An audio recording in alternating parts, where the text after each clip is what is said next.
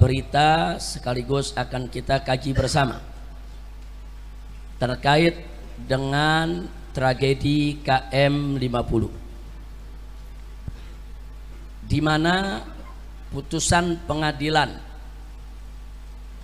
tanda kutip saya beri nama pengadilan dagelan, atas tragedi KM 50, tapi ada keputusan menarik di mana hakim memerintahkan agar mobil 6 syuhada dikembalikan kepada pemiliknya. Nah, kemudian para pengacara kita terus bekerja dan akhirnya kemarin malam berhasil mengambil kembali mobil 6 syuhada.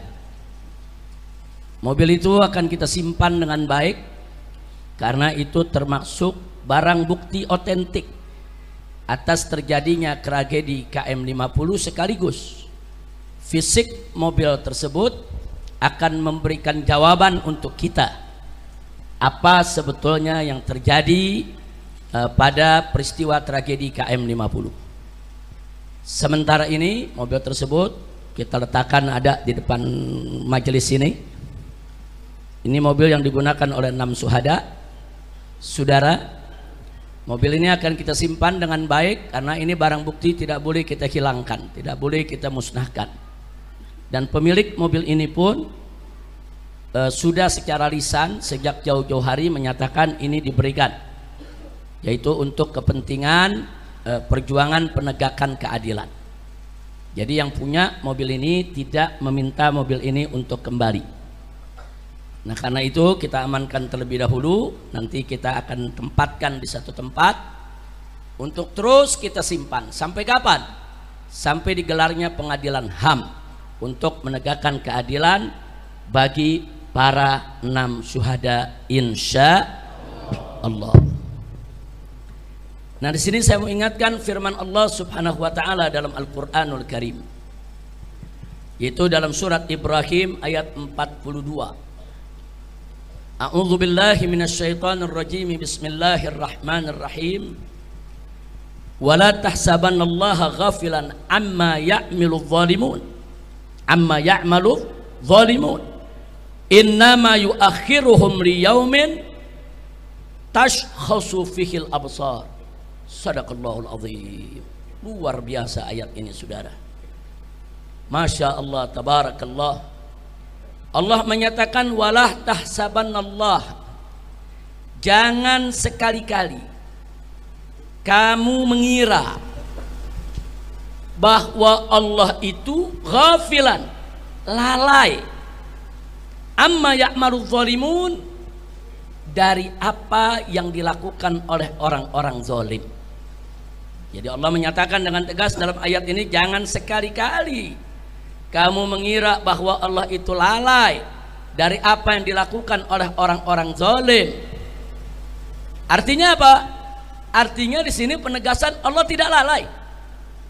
Allah tidak lalai, Allah tidak diam, Allah tidak akan biarkan orang-orang zalim dengan segala kezalimannya, saudara.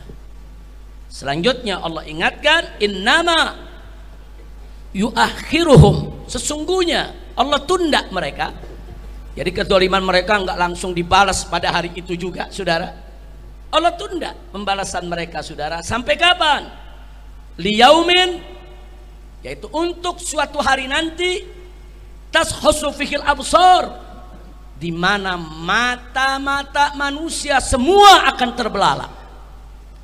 Maksudnya apa? Maksudnya di hari itu Allah buka segala kenyataan, fakta dan kebenarannya. Sampai nanti orang semua terbelalak, oh begitu zalimnya, oh begitu jahatnya, oh begitu bejatnya, oh begitu bobroknya, ditelanjangi oleh Allah Subhanahu wa taala. Ya, banyak ahli tafsir menafsirkan ayat ini berkaitan dengan pengadilan akhirat, pengadilan Allah di hari akhir nanti, saudara. Tapi jangan lupa, saudara, bahwa pembalasan Allah sering terjadi di dunia sebelum di akhirat. Nah, karena itu saudara nggak usah kaget kalau ada satu peristiwa kezaliman di hari itu Allah belum buka Tapi di hari-hari berikutnya Allah buka satu persatu ya ikhwan. Ini belum di akhirat nih, baru di dunia. Allah buka satu persatu dan betul begitu dibuka kita terbelalak kaget. Oh begitu. Oh ternyata zalim. Oh ternyata bejat. Oh ternyata bobrok. Oh ternyata lebih jahat dari yang kita kira. Subhanallah. Sadaqallahul azim. Maha benar Allah dengan segala firman-Nya. Nah maka itu di sini saya mau sampaikan ya ikhwan. Mobil 6 syuhada yang hari ini ada di hadapan kita semua, yang hari ini ada di tempat kita ini fisiknya saudara, insya Allah akan kita simpan dengan baik sampai keadilan ditegakkan. Karena saat pengadilan HAM digelar nanti, mobil 6 syuhada ini menjadi bukti penting yang tak terbantahkan insya Allah. Mobil 6 syuhada ini menjadi bukti penting tentang kebejatan dan kejahatan serta kesadisan geng KM50 yang dipimpin oleh seorang jenderal dan melibatkan Satgasus Polri saudara. Nah, jadi ini sudah menjadi fakta dan sudah menjadi rahasia umum, semua orang tahu. Alhamdulillah. Nah sekarang mari kita kaji ya. Apa urgensi daripada fisik mobil 6 syuhada ini secara hukum? Kita bicara secara hukum. Mobil 6 syuhada ini secara hukum menjadi bukti otentik tentang adanya satu,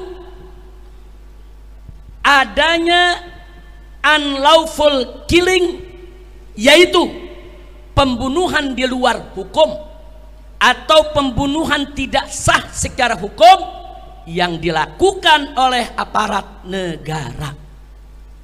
Jadi kalau ada aparat negara melakukan pembunuhan di luar hukum secara tidak sah, semena-mena, itu disebut unlawful killing. Istilahnya unlawful killing ya ikhwan. Dan unlawful killing itu pelanggaran HAM. Jadi bukan pembunuhan biasa ya ikhwan. Kalau ada warga bunuh warga, ribut, berkelahi tentang sesuatu, itu pembunuhan biasa. Tapi kalau aparat negara menggunakan kewenangannya untuk membunuh warga sipil tanpa proses pengadilan yang sah, saudara, ini namanya unlawful killing dan itu termasuk pelanggaran HAM. Yang kedua, saudara, mobil 6 syuhada ini juga secara hukum menjadi bukti terjadinya extrajudicial killing.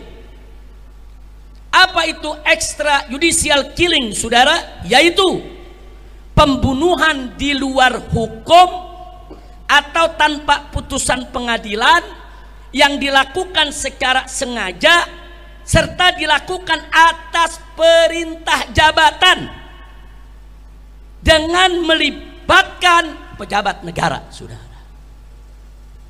Ini disebut extrajudicial killing. Ini juga pelanggaran HAM. Dan dua-dua ini ada pada peristiwa tragedi KM50 dan fisik mobil 6 syuhada menjadi bukti otentik yang tidak terbantahkan. Yang ketiga, saudara, fisik mobil 6 syuhada ini juga menjadi bukti buat kita semua akan adanya obstruction of justice. Apa itu obstruction of justice? Obstruction of justice yaitu segala bentuk intervensi atau menghalangi sebuah proses hukum.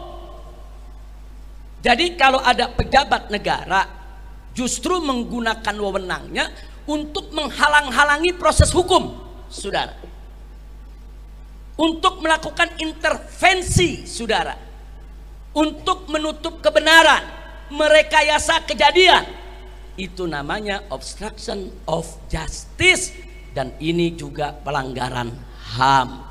Seperti apa? Kalau dalam KM50 obstruction of justice, saudara, contohnya seperti pembongkaran lokasi TKP.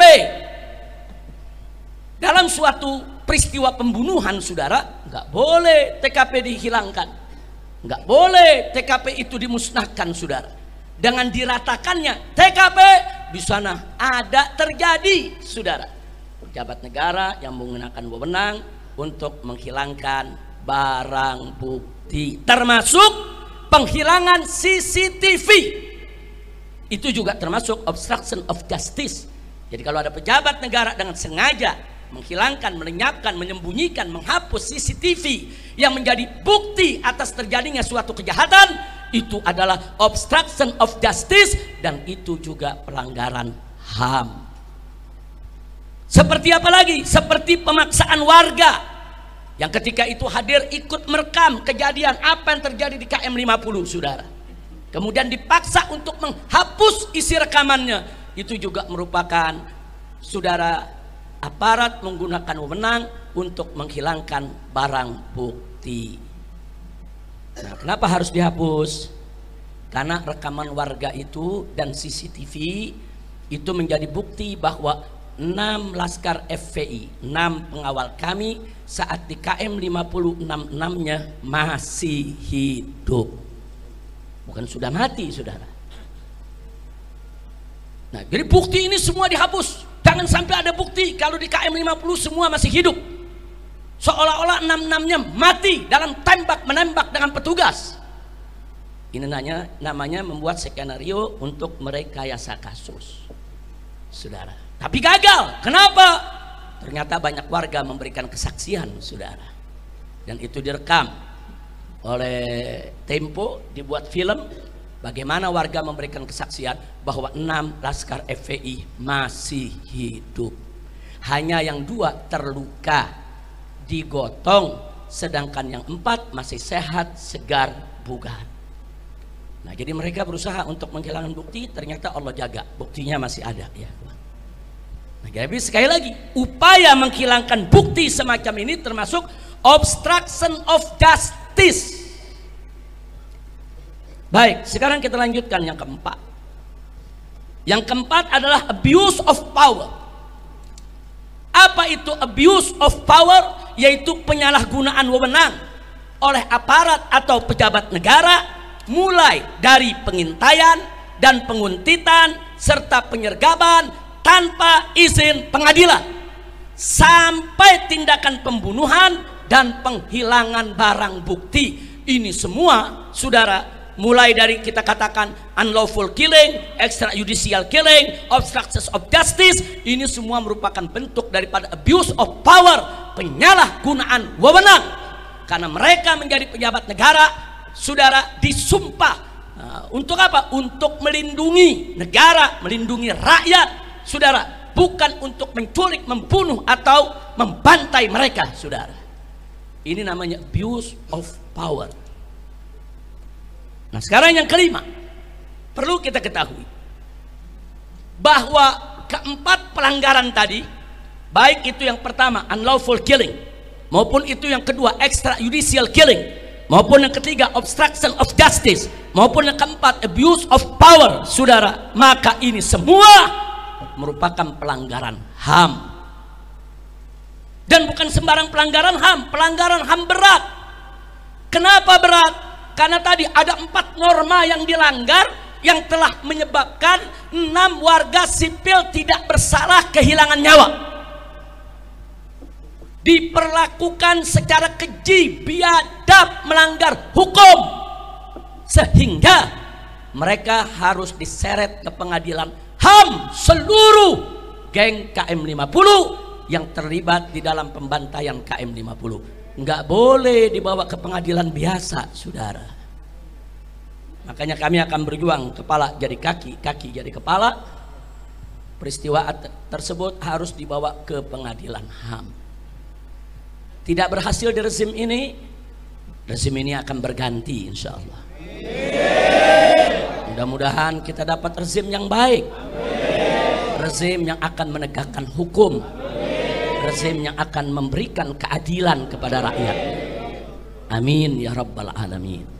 Tidak dapat kita keadilan di dalam negeri, jangan putus asa. masih bisa kita angkat ke forum-forum luar negeri, saudara. Tidak juga bisa diangkat ke luar negeri. Jangan putus asa. Sampai jumpa di pengadilan akhirat. Allah tidak lalai. Allah tidak lalai. Jadi jelas tadi Allah firmankan apa dalam Al-Quranul Karim? Tegas Allah nyatakan, wala tahsabannallaha ghafilan amma ya'malu zalimun. Jangan kamu kira Allah lalai dari apa-apa yang dilakukan oleh orang-orang zalim. Enggak ya kawan, Allah enggak lalai. Allah enggak lalai. Tapi bagaimana cara Allah membuka mereka sungguh indah. Allah buka satu persatu tanpa kita kira ya kawan. Allah buka satu persatu tanpa kita duga. Bahkan Allah buka satu persatu yang kita sendiri nggak pernah tahu kalau yang bersangkutan pernah terlibat, saudara. Subhanallah. Allah buka dengan satu peristiwa pelanggaran HAM yang lain, yaitu peristiwa Satgasus, saudara, yang mana terjadi yang kita kenal dengan kasus Sambo, saudara. Allah buka semua. Allah buka satu persatu. Siapa yang bisa buka itu kalau bukan Allah ya kawan? Alhamdulillah. Itu bukti kalau Allah tidak diam. Allah tidak lalai. Allah tidak akan biarkan orang-orang zalim itu, saudara, tertawa riang dengan kezalimannya. Nah, jadi kita tunggu saja. Sebentar lagi insya Allah dengan kekuatan doa Anda semua, Allah akan buka habis-habisan itu di dunia sebelum di akhirat. Tentu di akhirat siksa yang Allah siapkan jauh lebih pedih lagi, saudara. Amin ya rabbal alamin. Nah sekarang baik, yang berikutnya yang ingin saya garis bawahi, ada skenario palsu dan gagal terkait KM50. Skenario palsu dan gagal. Skenario yang mana? Yang disampaikan dalam siaran pers KM50 di Polda Metro Jaya, saudara, yaitu pada siang hari kejadian. Kejadian di pagi hari, siang hari ada siaran pers, saudara.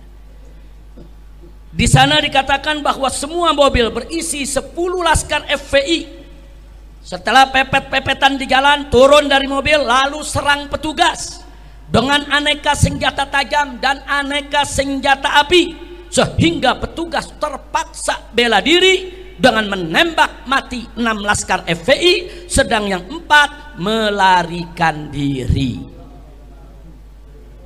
Ini versi polisi. Ini kata polisi. Kapan bicara begitu? Ya di siaran pers, kan di YouTube tersebar ya kawan. Silakan aja kita setel lagi, kita buka. Bukan fitnah, bukan hoax, bukan berita bohong, bukan. Silakan, ada semua saudara.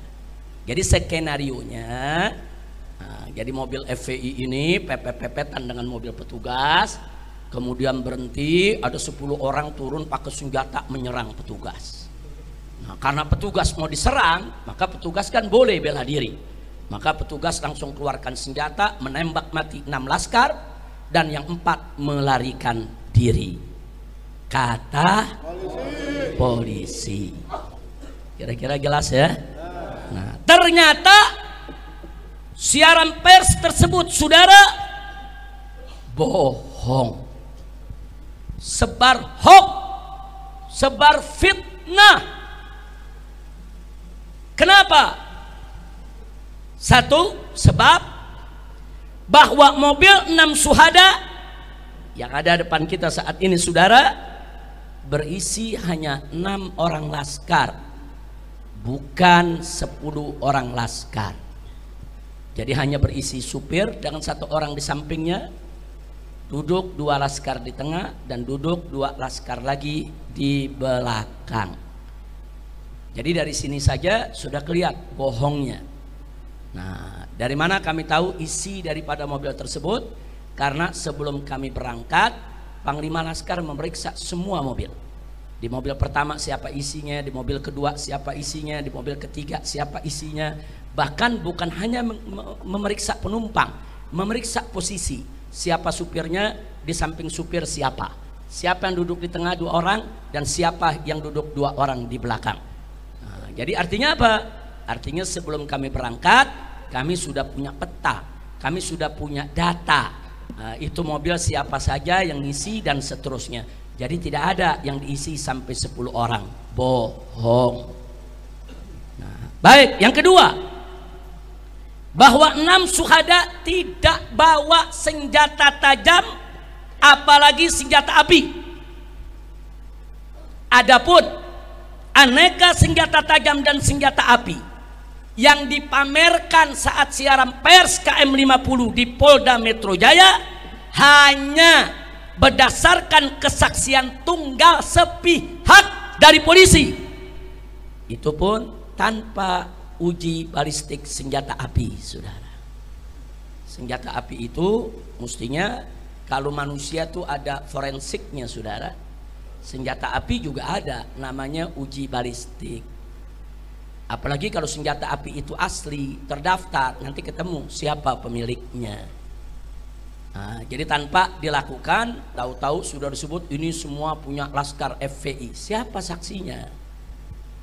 Nah, jadi kalau polisinya cerdas, andai kata benar FPI itu bawa senjata Laskar, kalau mereka cerdas, begitu mereka sergap, mereka bunuh, mereka rekam dulu. Rekam mobilnya, buka pintunya, lihat ada barang apa di dalam. Nah, itu orang baru percaya. Nah, bukan tahu-tahu, saudara, barang itu sudah ada begitu saja. Oh, itu gampang. Orang mudah mencerna, ya ikhwan. Berapa banyak habis bunuh orang, taruh pisaunya di tangan orang yang dibunuh, selesai. Itu banyak terjadi di mana-mana. Jadi kesaksian ini hanya sepihak. Ditambah lagi apa, saudara, yang perlu kita ketahui? Ditambah lagi yang perlu kita ketahui, saudara, antara pistol yang ditampilkan dalam siaran pers dengan peluru beda. Ini kan lucu, saudara. Pistolnya revolver yang berisi 6 peluru itu, ya ikhwan, pelurunya orang tahu. Tapi peluru yang ditampilkan itu peluru senapan sergap semua. Apa memang FPI punya ilmu? Pistol revolver pakai apa aja bisa? Atau Laskar FPI punya ilmu, mungkin pistol mana saja pakai batu pun bisa. Nah, jadi cerdaslah. Ngebohong itu kan perlu cerdas juga, ya ikhwan.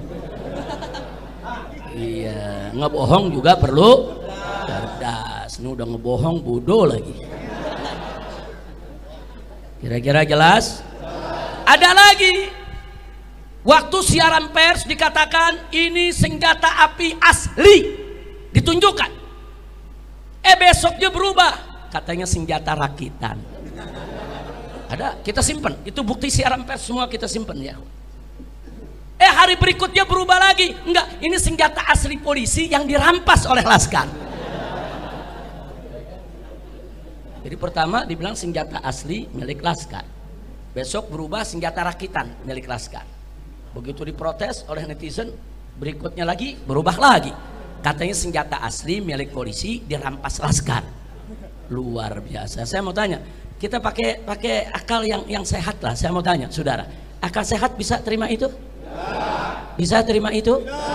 Masuk bisa berubah-ubah? Kan dari hari pertama kan udah ketahuan itu asli atau bukan. Kenapa bisa dirubah-ubah? Kenapa dirubah? Karena kalau dikatakan asli nggak sesuai dengan skenario, jadi perlu rakitan. Ternyata rakitan kurang pas juga sama skenarionya. Oh, kalau gitu ini dirampas saja supaya nanti cocok sama cerita. Nah, ini namanya cocokisme atau cocokiologi. Ilmu mencocokkan supaya bohongnya kelihatan benar. Kira-kira jelas ya? Tahu cocokiologi, tahu ya? Nah, baik. Selanjutnya, saudara, bahwa fisik mobil 6 syuhada nanti selesai pengajian Anda bisa lihat dan periksa sendiri, tapi jangan disentuh ya. Jangan disentuh, jangan dibuka pintunya. Karena di mobil ini luar maupun dalam ini banyak barang-barang bukti yang harus kita amankan. Tolong jangan dibuka. Nanti Laskar tolong dijaga. Mau lihat, mau foto, mau videokan, silakan. Nanti Anda lihat sendiri, saudara, di mobil ini kaca depan ada 2 lubang peluru besar. Terus bodi samping tidak kurang dari 3 lubang peluru. Kemudian itu samping kanan, di samping kiri juga ada beberapa lubang peluru. Artinya apa? Artinya mobil ini disergap, saudara, dari depan, dari samping kanan, samping kiri, dan belakang. Jadi ditembak dari depan, ditembak dari samping kanan, ditembak dari samping kiri, saudara, dan ditembak dari belakang, serta dua bannya diledakkan, saudara. Nah, makanya kalau Anda lihat nanti dua rodanya sebelah kiri itu sudah pecah, ya ikhwan. Ini namanya penyergapan. Dari mana datangnya, saudara? Terjadi tembak menembak, terjadi FPI melarikan diri, ini disergap, dibunuh. Nah, pada saat penyergapan tersebut ada dua laskar yang terluka. Yang pertama yang duduk di samping supir. Nah, ini masih ada pertanyaan, apakah karena peluru dari kaca depan atau peluru dari samping kiri masuk, saudara, karena pelurunya dari mata tembus ke leher dan bola matanya keluar. Nah, jadi masih ada pertanyaan, kalau peluru dari depan bola mata biasanya pecah, tapi kalau peluru dari belakang kepala menembus, mendorong mata keluar, bisa jadi itu datangnya. Tapi belum bisa kita buktikan, ini kan mesti ada uji forensik, ya kawan. Ini dari mana? Tapi yang jelas yang duduk di samping supir sebelah kiri, bola mata kirinya keluar sehingga dia sekarat. Nah, dia sudah antara sadar dengan tidak sadar diri karena peluru tersebut. Hanya satu peluru menembus sampai ke mata. Nah, sementara yang satu lagi korban yang duduk di belakang supir, itu ada lubang peluru memang cukup besar di samping sebelah kanan, itu mengenai pahanya, tembus, saudara. Dua orang ini mengalami pendarahan. Nah, karena di daerah paha itu ada urat besar, itu kalau udah mengeluarkan darah nggak gampang terhenti, saudara. Jadi kedua korban ini dibawa ke KM 50 masih hidup dalam keadaan terluka dan darah terus keluar tanpa dihentikan. Nah, itu yang perlu kita tahu, ya ikhwan. Nah, jadi artinya ini sergapan. Jangan bilang nanti laskar yang nyerang. Laskar tidak nyerang, saudara. Baik, kita lanjutkan, saudara. Bahwa warga KM 50 menyaksikan sendiri bahwasanya 6 syuhada saat dibawa ke KM 50 semuanya masih hidup dengan kondisi yang 2 terluka dan yang 4 sehat, segar, bugar. Jadi yang 4 diturunkan dari mobil, disuruh tiarap di aspal. Yang 1, saudara, yang sekarat duduk di samping supir itu tidak diturunkan dulu. Begitu juga yang kena pahanya itu tidak diturunkan dulu. Hanya 4 dulu yang diturunkan. Nah, mereka sedang apa? Menunggu datangnya mobil Land Cruiser hitam sebagai komandan mereka. Jadi mereka menunggu beberapa waktu. Ada yang bilang 15 menit, ada yang bilang 20 menit, ada yang bilang 30 menit. Artinya 2 orang yang luka di mobil selama waktu tersebut terus mengeluarkan darah tanpa dihentikan. Mestinya SOP polisi itu kalau habis tembak seseorang sudah dilumpuhkan harus dibawa ke rumah sakit, bukan dibiarkan darahnya mengalir sampai meninggal dunia. Itu SOP, ya Pak. Ini artinya sekian waktu dibiarkan di mobil, sampai Land Cruiser hitam itu datang, turun, kemudian kumpul. Kata warga, mereka berselaman begini seperti kayak orang lagi bertanding voli itu.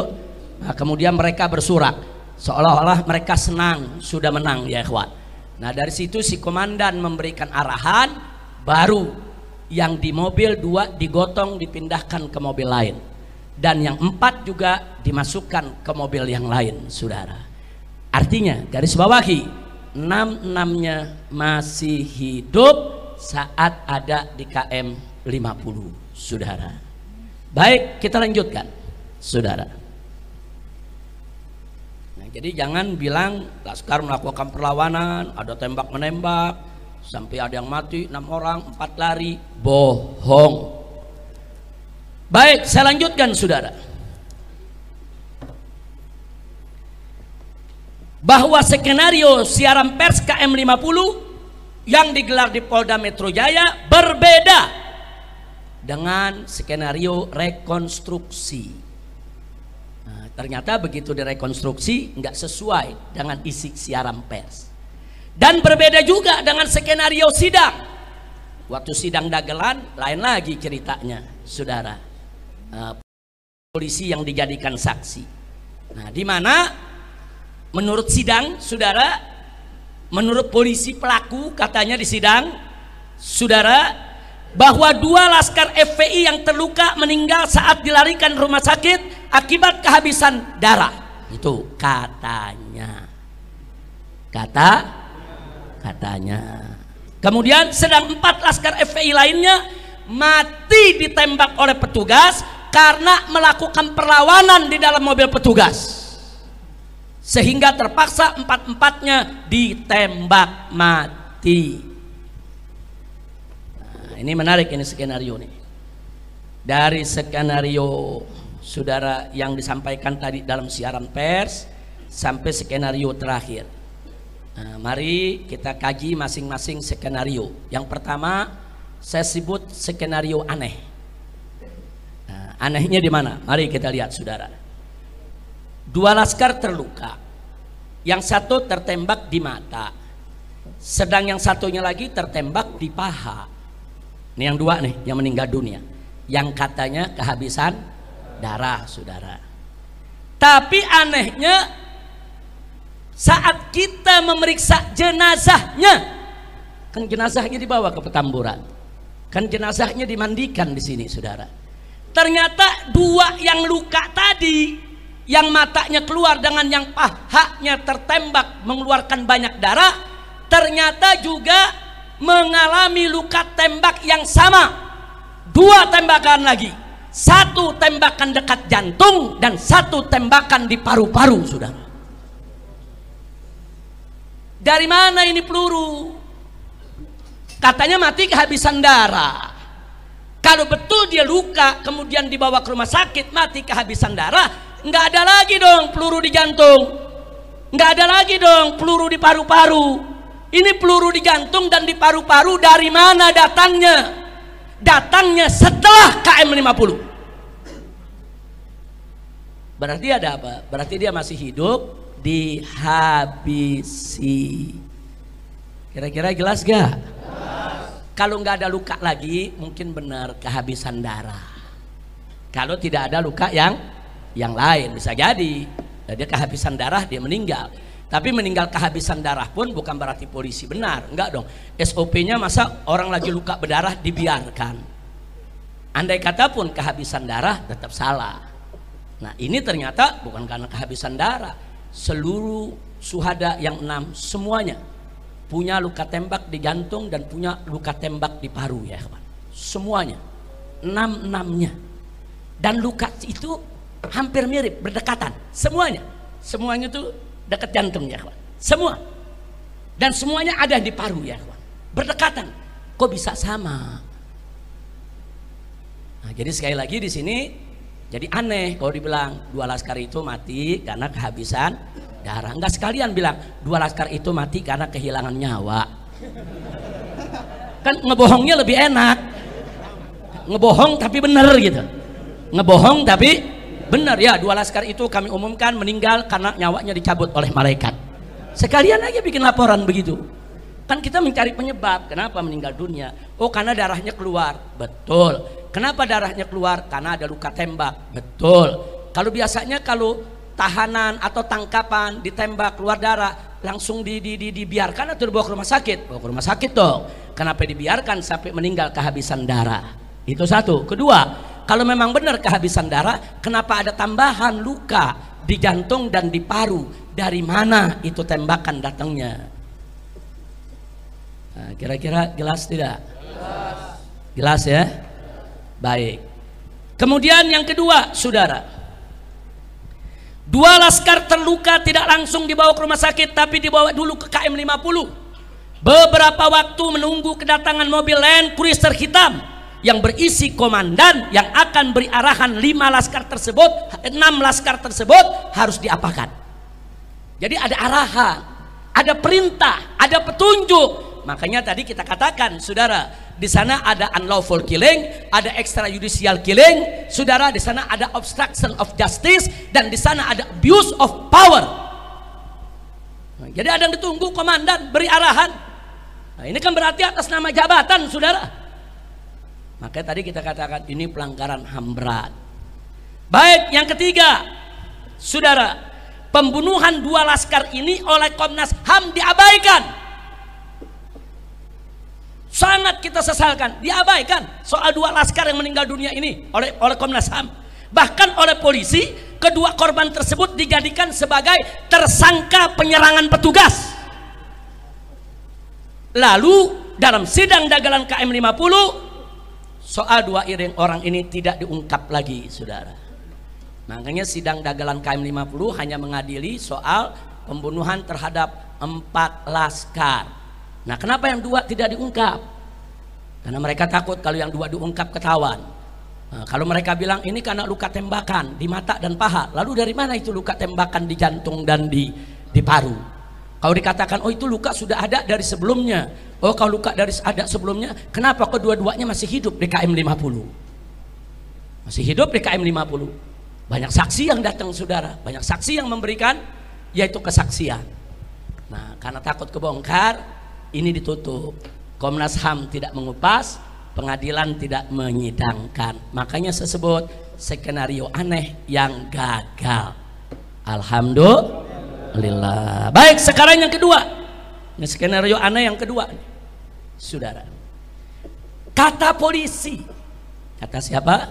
Polisi. 4 laskar yang hidup di KM 50 itu dimasukkan ke dalam mobil petugas, didudukkan di kursi paling belakang tanpa diborgol. Di tengah jalan 4 laskar ini menyerang petugas yang ada di depannya, ya, yang mengawal, yang menjaga. Sehingga polisi yang ada duduk di depan itu panik, terpaksa bela diri, 4-empatnya ditembak mati. Dan 4-empatnya lukanya hampir sama. Saking jagonya ini petugas, 4-empatnya ditembak di jantung, 4-empatnya ditembak di paru. Nah, ini jenggo juga kalah, saudara. 4 orang bergumul, saudara, dengan polisi yang ada di tengah bergumul begitu ya, ikhwan. 4-4 bisa mati dengan luka tembak yang sama. Masuk di akal? Masuk di akal? Wah, polisinya nggak luka, lecet enggak? Luar biasa. Ngebohongnya kurang cerdas, ngebohongnya kurang cerdas, ngebohongnya agak bodoh dikit. Kayaknya bukan dikit, banyak bodohnya. Kira-kira jelas ya? Nah, sekarang mari kita kuliti ya, kawan, soal pernyataan ini, saudara. 1, bahwa SOP kepolisian, saudara, itu semua orang tahu, saudara. Setiap ada tangkapan atau ada tahanan yang dibawa oleh mobil petugas, saudara, 1 harus diborgol atau diikat tangannya, saudara. Nggak boleh nggak diborgol. Itu menyalahi SOP. Yang kedua, saudara, duduknya di kursi tengah dan diapit oleh petugas.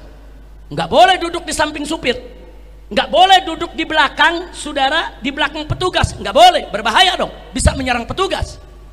Kalaupun ada yang duduk di belakang petugas satu, di kiri kanannya harus ada petugas, saudara. Ini bisa-bisanya 4-empatnya nggak diborgol, 4-empatnya duduk di belakang, saudara, petugas. Masuk di akal? Jadi dari segi SOP nggak benar. Saya buktikan. Saya beberapa kali dibawa dari rutan Mabes Polri, 2 kali karena saya sakit, saya dibawa ke rumah sakit. Keluarga saya nggak boleh semobil dengan saya, nggak boleh. Saya dibawa dengan mobil, saudara, sejenis Innova, saudara. Saya duduk di kursi tengah dan di tengah-tengah. Yang bawa mobil polisi, yang duduk di samping supir juga polisi, semua bawa senjata, saudara. Kemudian yang duduk di samping kanan saya polisi, di kiri saya polisi, Dan yang duduk paling belakang sekali juga 2 orang polisi. Ini saya sakit, bukan habis perang sama polisi, bukan, sakit. Dikawalnya begitu, saudara. Dikawalnya seperti itu tuh, sakit. Nah sekarang bayangkan ada 4 laskar yang katanya habis tembak menembak dengan polisi, habis tembak menembak, ribut saudara, sampai jatuh 2 korban. Kemudian polisi letakkan dia di mobil kursi belakang, gak diborgol. Ada yang percaya? Ada yang percaya? Saya tanya, kalau habis tembak-tembakan berarti bahaya gitu. Kalau habis tembak-tembakan berarti itu laskar kategorinya bahaya tidak? Harus tidak diborgol. Apa boleh dilepas di kursi paling belakang? Nggak boleh, saudara. Kenapa ini nggak diungkap? Ini mestinya, saudara, jangan ungkap. Nggak ada alasan. Ini SOP, saudara. Kalau mereka katakan, oh kami kekurangan mobil, kami kekurangan petugas, panggil petugas lain, datang bawa borgol. Datang bawa mobil tahanan, saudara. SOP. Yang sakit bawa ke rumah sakit, yang luka bawa ke rumah sakit untuk diobati. 4 sehat, segar, bugar, harus diborgol dan harus saudara dimasukkan ke mobil, tidak boleh duduk paling belakang. Kenapa nggak dilakukan? Jadi dari sini kelihatan bohong. Jadi kalau yang tadi bohong, yang ini super bohong, saudara. Super bohong. Nah kemudian saudara, coba bayangkan, laskar habis tembak-tembakan, ditaruh di kursi belakang, 4 tidak diborgol. Kemudian langsung menyerang petugas yang ada di depannya. Kira-kira petugas akan luka ya? Tapi ya petugas nggak luka. Kira-kira ada yang dicekek gitu? Enggak, petugas nggak ada luka. Petugasnya saking jagonya, lebih jago dari jenggo, langsung keluarkan pistol, tembak dada masing-masing, dar, mati. Tambah lagi parunya, dar. Ini yang lo tembak patung apa laskar? Nggak, kira-kira jelas gak? Saya mau ajak berpikir normal, pakai akal sehat. Masuk di akal, saudara? Masuk di akal? Nggak masuk di akal, jangan bohong lah. Baik, andai kata benar, saudara, laskar itu nyerang, laskar ditembak, saudara, andai kata benar. Lalu dari mana luka bakar? Apa di mobil dibakar juga untuk bela diri? Ada luka bakar kok. Di pengadilan Habib Bahar, fakta persidangan, salah satu ahli forensik mengatakan, saudara, sesuai dengan foto yang diabadikan daripada luka-luka 6 jenazah, mereka mengatakan ini luka bakar, bukan memar. Ini bukan biru karena mayat, bukan. Ada mayat yang membiru, ada, saudara. Tapi luka membiru dengan luka memar dengan luka bakar itu beda. Ini luka bakar. Itu luka bakar datangnya dari mana? Apa habis ditembak 4-4-nya mati terus di mobil dibakar begitu? Nah, jadi kita mau tahu, ini semua mesti dijelaskan. Kira-kira jelas tidak? Paham tidak? Yakin?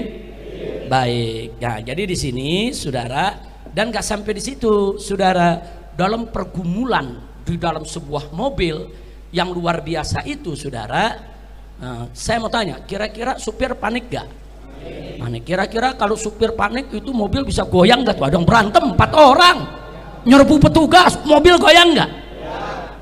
Nah, ini berdasarkan saksi dari orang yang mengikuti mobil tersebut, nggak ada itu mobil goyang, nggak ada tanda-tanda, nggak kedengeran itu suara tembakan dari mobil itu, saudara. Karena ada petugas sipil yang memberikan kesaksian yang memang mengikuti mobil tersebut, saudara. Nah, jadi ini mesti dibuktikan, jangan ngebohong, jangan. Nah, karena itu kepada Kapolri yang saat ini sedang getol-getolnya membersihkan Polri dari petugas-petugas oknum-oknum yang bejat, kami minta supaya KM50 ini segera diusut kembali. Sudahlah, Bapak Kapolri tidak usah melindungi game KM50, jangan Pak. Nanti Bapak nggak terlibat jadi terlibat, hati-hati Pak. Lebih baik ini segera diselesaikan demi kebaikan Polri sendiri. Jangan oknum-oknum Polri yang bejat, yang suka membunuh, menyiksa, merekayasa kasus dibiarkan, jangan Pak. ini berbahaya. Nanti masyarakat makin lama makin nggak percaya kepada polisi. Betul? Maka itu saya mendukung pernyataan Kapolri di depan Komisi 3 DPR RI. Kalau ada novum baru, kami akan buka kembali kasus KM50. Nah sekarang novum barunya sangat banyak Pak. Salah satunya adalah tolong dicarikan di mana CCTV KM50. Karena yang menyitanya adalah orang Bapak, yang menyitanya adalah petugas, yang menyitanya adalah polisi. Udah gitu di dalam sidang Sambo, jaksa menyebutkan bahwa orang yang menyita CCTV kasus Sambo adalah orang yang sama yang menyita CCTV di KM50. Nah, kami minta kepada Bapak Kapolri, pernyataan keterangan dari jaksa penuntut umum Sambo itu dijadikan sebagai masukan, sebagai modal. Digali terus, periksa itu semua geng KM50. Cari itu CCTV-nya ada di mana. Karena sisi tersebut akan mengungkap bahwa Laskar masih hidup di KM50. Akan mengungkap bahwa mobil polisi yang hadir di KM50 tidak ada satupun yang rusak ataupun tergores. Nggak ada. Justru yang rusak di KM50 mobil 6 Suhada. Nggak ada mobil polisi yang rusak, saudara. Karena kalau ada tembak menembak, tubruk-tubrukan mobil saudara, mobil polisi rusak juga dong. Nggak ada, saudara. CCTV itu kunci. Tolong dicari Pak, tolong dicari, selidiki Pak. CCTV itu di mana? Agar kami ini tidak suudzon kepada semua polisi. Karena masih banyak polisi yang baik Pak, masih banyak jenderal yang baik Pak. Jangan sampai kami curiga kepada semua polisi. Cari itu CCTV KM50, buka di depan publik, depan masyarakat. Di sana akan kelihatan siapa itu isi daripada mobil Land Cruiser hitam, siapa itu komandan yang memberikan arahan. Dan itu menjadi bukti bahwa 6 Laskar masih hidup. Dan CCTV itu nggak sampai di situ. Saat Laskar keluar dari pintu tol Kerawang Timur, itu terekam CCTV. Saat Laskar ditembaki depan hotel Novotel, saudara, itu juga ada CCTV di hotel tersebut. Itu juga tolong CCTV-nya diamankan. Begitu juga saat mobil dipaksa masuk kembali ke pintu tol Kerawang Barat, di situ juga ada CCTV.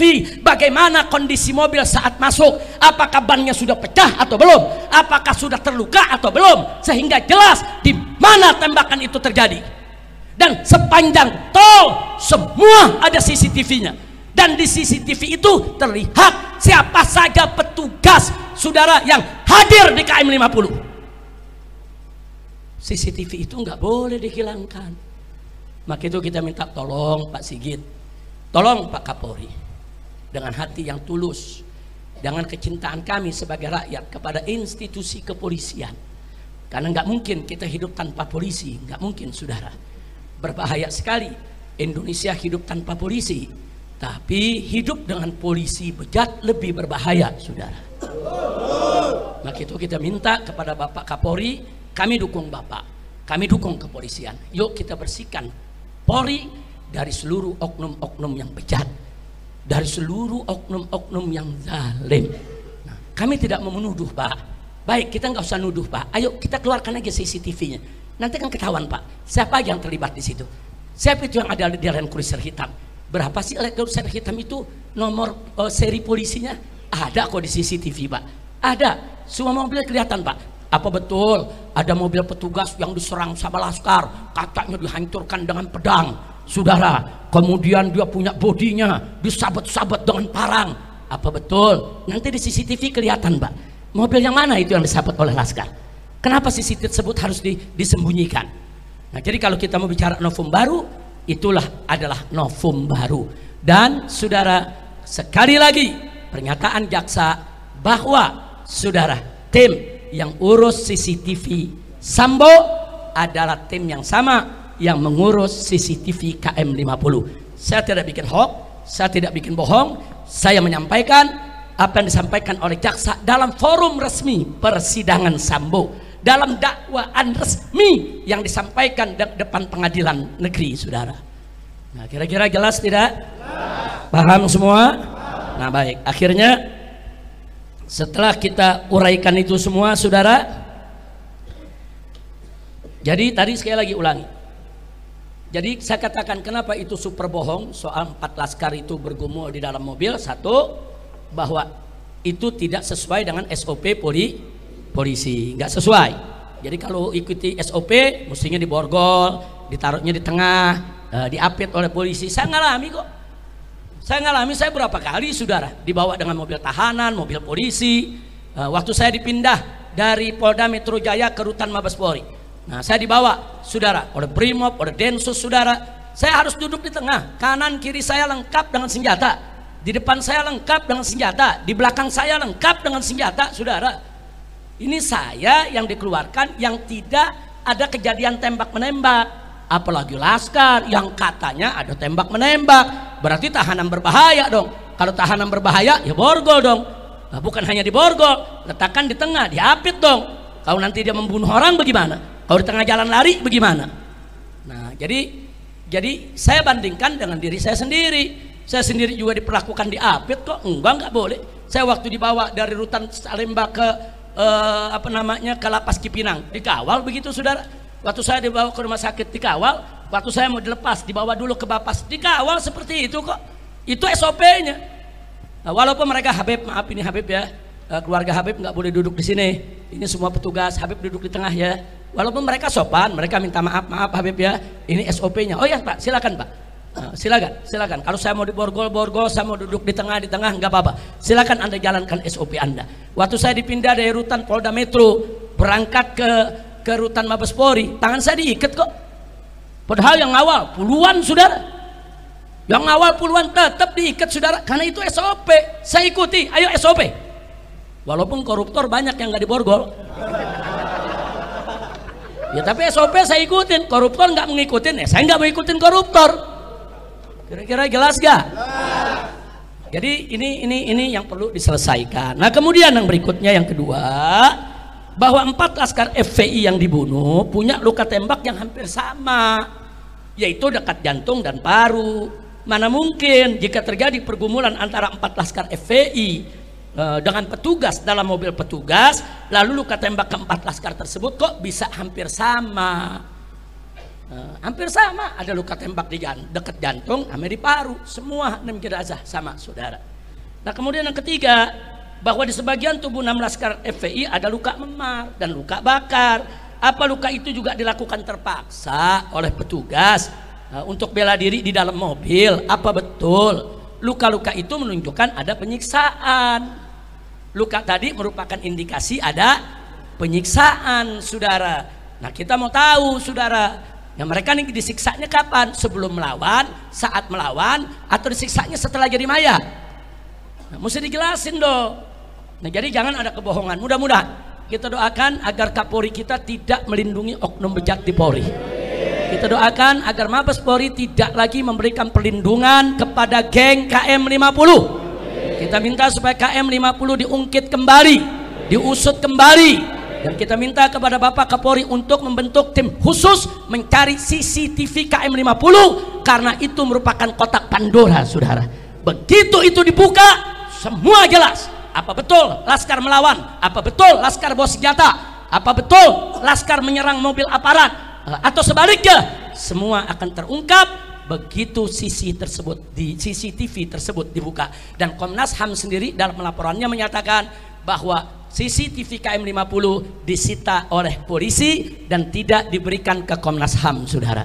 Nah sementara jaksa di pengadilan Sambo juga mengatakan tim yang menyita daripada CCTV KM50 sama dengan tim yang menyita CCTV kasus Sambo. Artinya apa? Benang merahnya jelas, petunjuknya jelas, indikasinya jelas. Ya tinggal Bapak Kapolri membentuk tim untuk mengusut sampai tuntas melalui CCTV tersebut. Insya Allah kalau ini dilakukan oleh kepolisian, kepercayaan masyarakat terhadap polisi akan bangkit kembali. Betul? Betul? Saya mau tanya, kalau polisinya baik, menegakkan hukum, bertanggung jawab, dukung tidak? Dukung tidak? Dukung Polri tidak? Takbir. Tapi kalau Polrinya melindungi oknum-oknum bejat yang terlibat narkoba, yang terlibat judi, yang terlibat pembunuhan, penyiksaan, saya mau tanya, suka atau tidak? Suka atau tidak? Senang atau benci? Percaya atau tidak dengan Polri? Takbir. Nah, ini yang saya mau sampaikan. pada pertemuan kita hari ini, saudara. Saya mohon maaf kalau waktunya cukup banyak saya ambil pada kesempatan ini. Akhirnya sebagai penutup, saya ingatkan lagi, Allah tidak lalai. Allah tidak lalai. Satu persatu personil aparat kepolisian yang terlibat KM50 terungkap lewat kasus Sambo. Ternyata banyak anggota Satgas Sambo terlibat dalam tragedi KM50. Nah, di antaranya yang terlibat, yang kemarin baru dipecat dari kepolisian, yaitu yang bernama Hendra, saudara. Irjen Hendra, ya dia sudah naik jadi Irjen. Hendra, saudara, dia ikut siaran pers KM50 di Polda Metro Jaya.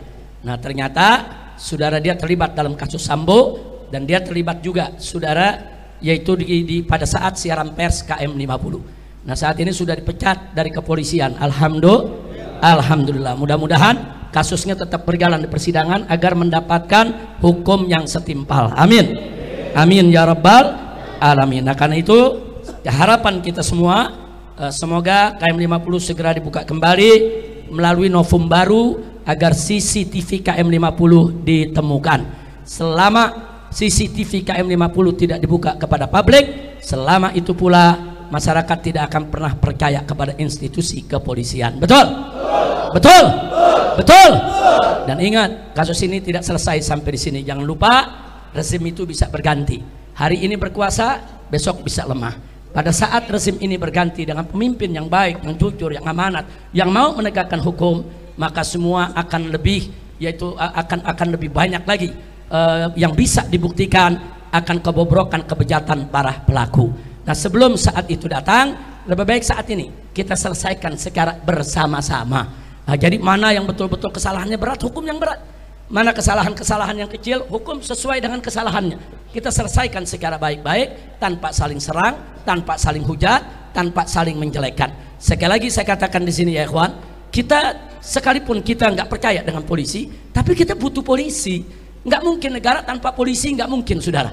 Berbahaya sekali negara tanpa polisi. Tapi kalau oknum polisi yang bejat dibiarkan, ya lebih berbahaya. Mereka bisa berbuat jahat dengan seragam, mereka bisa berbuat jahat atas nama hukum. Itu lebih membahayakan masyarakat ketimbang nggak ada polisi. Nggak ada polisi bahaya, ada polisi jahat lebih berbahaya. Nah, maka itu kita menginginkan Polri kita bagus, Polri kita baik, Polri kita dicintai masyarakat, Polri kita ini profesional, Polri kita ini bersih, amanat, jujur, insya Allah. Nah, itu yang bisa saya sampaikan. Mudah-mudahan insya Allah barakah buat kita semua. Amin ya rabbal